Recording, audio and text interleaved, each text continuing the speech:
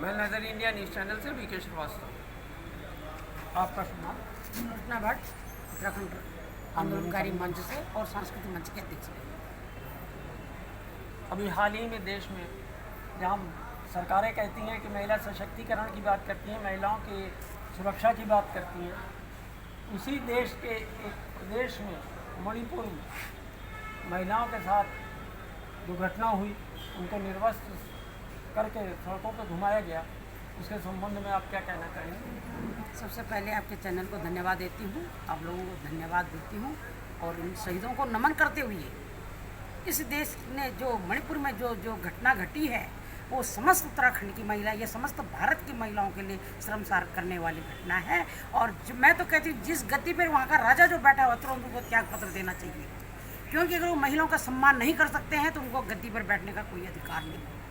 वैसे उत्तराखंड में भी है, क्योंकि उत्तराखंड में भी हम देख रहे हैं अंकिता हत्याकांड हो, चाहे किरण नेगी हत्याकांड हो, चाहे अंशु नौटियाल हत्याकांड हो, लेकिन आज जो उन्होंने मणिपुर में जो दिखाया उसमें प्रत्येक महिला, पूरे भारत की महिला को शर्मसार होना पड़ रहा है। और वो जितना भी इनके लिए अगर घृणित शब्दों में प्रयोग करे तो मैं तो कहती कोई उसमें गुनाह नहीं होगा, लेकिन वहाँ के शासन प्रशासन, वहाँ के राजनेता और वहाँ का जो समाज सेवी, वहाँ का पत्रकार बंधु, इतने महीनों तक जिन्होंने इतनी भयानक जो कांड हुआ वहाँ, और उन्होंने क्या ये सोचो कि उन महिलाओं के अंदर क्या बीती। हमें तो आंसू आए जब हमने देखा, आंसू आ रहे हमें आज भी। ये कैसे शर्मसार करने वाली घटना है। उन नेताओं को गद्दी पर बैठने का अधिकार नहीं है, तुरंत चाहे वो कोई पार्टी हो, हम किसी पार्टी का नाम नहीं है। हैरत की बात तो ये है कि वहाँ घटना जब घटी उसके बाद 77 दिन तक वहाँ का इंटरनेट बंद रहा, जिसकी वजह से वो वीडियो वायरल नहीं हो पाई। 77 दिन बाद खुलता है तो मुख्यमंत्री अपना स्टेटमेंट देते हैं कि ऐसी घटना आज थोड़ी, हमारे प्रदेश में तो कई ऐसी घटनाएँ हैं। तो इस संदर्भ में आपका क्या कहना है? तो वो तो कहेंगे ना, जाको बोलो पाँव फटे न बेवाई, वो क्या जाने प्रीत प्राई। अगर उनके घर में उनके बहू बेटियों के साथ ये होता तो उनके आंखें, उनके चक्ष खुलते, लेकिन उनको क्या है, उनको तो वोट बैंक चाहिए ना।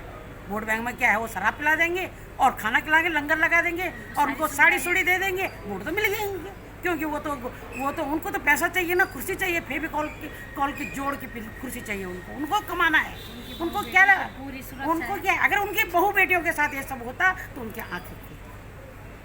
घटना के बाद भी वहाँ के प्रदेश के मुख्यमंत्री और प्रधानमंत्री मौन धारण किए रहे।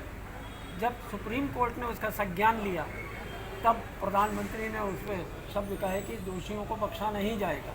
इस संदर्भ में इतना विलम्ब होने पर आप क्या कहना चाहेंगे? हाँ, आपने बहुत अच्छा क्वेश्चन किया। मैं प्रधानमंत्री जी की बात का ऐसा है कि ये हो सकता है जो उनके मुद्दे, मोदी जी के जो जितने भी कार्य चल रहे हैं, अगर उस पर अमल करें सारे नेता तो उसमें ज़रूर अच्छा हो सकता है। हो सकता है उनके जब सारे इंटरनेट बंद हो गए थे, हो सकता है उन तक नहीं पहुंची वो बात, लेकिन मैं योगी जी और मोदी जी के विषय में ऐसा कुछ नहीं होगा। देश के लिए कोई गलत करेंगे, उनके संज्ञान में बात आनी चाहिए और वो देश को जरूर बदलेंगे। लेकिन अभी तक ऐसा कोई कार्रवाई तो नहीं की कि एक आदमी को गिरफ्तार किया गया, फिर भी आप सरकार के पक्ष में कह रहे हो। ये चीज़ कहाँ तक जायज़ है? जबकि सुप्रीम कोर्ट अगर संज्ञान ना लेती तो ना तो वहाँ का मुख्यमंत्री कुछ बोलता, ना प्रधानमंत्री कुछ बोलते, फिर भी आप ये बात कह रहे हैं। अगर वहाँ का जन संगठन अगर मजबूत होता, क्योंकि आंदोलन जो राजकीय जो वो पार्टी का जो आंदोलन होता है वो फेल होते हैं। और वहाँ का अगर जन आंदोलन अगर हो जाता है, वहाँ का समाज सेवी, मैं तो कहती हूँ सब उनके आंखों में पट्टी लगी हुई है। वहाँ के पत्रकार वर्ग, वहाँ बुद्धिजीवी वर्ग, सबके आंखों में पट्टी है। अगर उनके आंखों की पट्टी खुल जाए तो नेताओं की आंखों की पट्टी भी जरूर खुले। एक चीज़ और है, यहाँ आप कह रहे हो समाज सेवी वर्ग चुप रहा, पत्रकार बंधु मौन रहे, तो गवर्नमेंट की इंटेलिजेंस, विजिलेंस, CBI, CID ये क्या कर रहे थे? मतलब ये तंत्र हैं, उनको तो जानकारी देना चाहिए।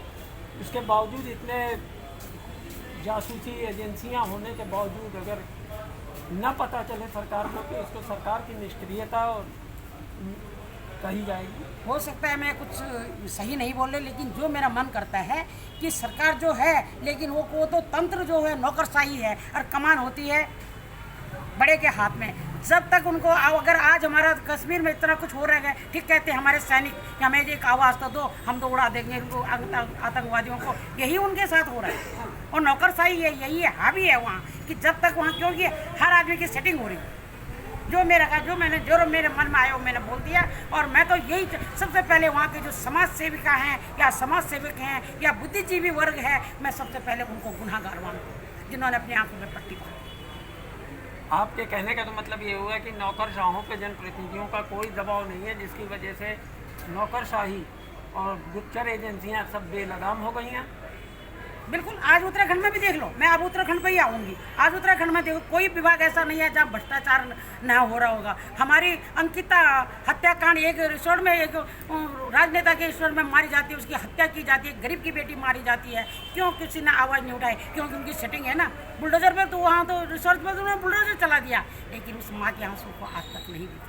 जैसे वो महिलाएं रो रही थी ना, उन महिलाओं के आंसू आज तक नहीं दिखे किसी ने। क्योंकि हम ऐसे एक महिला होने के नाते, एक माँ के होने के नाते मुझे अंकिता मेरे दिमाग में घूमती रहती है। ऐसे वो महिलाएं हुई होंगी जो ऐसी एक लगा होगी, हम अपना वस्त्र कैसे, हम अपने शरीर को ढकते कैसे जाते हैं, वो कैसे तमाशा बना रखे हैं उनका, कैसे बना रहे हैं। धिक्कार है, मैं तो कहती हूँ उन्हें रेजाना रहता होगा, उन्हें जो शासन प्रशासन, मैं सबको धिक्कारती हूँ जिन्होंने इतने महिला के साथ ऐसा अत्याचार हुआ फिर भी आवाज़ नहीं आई।